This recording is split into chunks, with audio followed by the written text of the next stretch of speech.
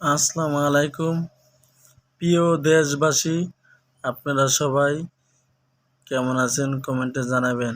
আসসালামু আলাইকুম। আপনারা সবাই আজকে বাংলাদেশের ইতিহাসের সবচেয়ে বড় সমাবেশ হবে শরৎদি উদ্যানে জামাত ইসলামের পক্ষ থেকে। আপনারা গতকাল থেকে যারা আছেন তারা ধৈর্যশীলতার সাথে সমাবেশ মোকাবেলা করবেন, সমাবেশে কথা শুনবেন। 7 দফা 8 দফা জামাত ইসলাম আপনারা শুনবেন। এরই মাঝখানে একটু কথা না বললে হয় না। আপনারা যারা আছেন আপনাদের নিজের সিকিউরিটি নিজে রাখবেন।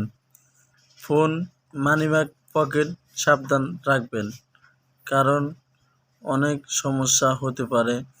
এই সমস্ত সমাবেশে সাধারণ টোগাই ছিনতাইকারী ঢুকে যেতে পারে, বিশৃঙ্খলা হতে পারে। আপনারা সবাই এগুলো খেয়াল রাখবেন। আসসালামু আলাইকুম।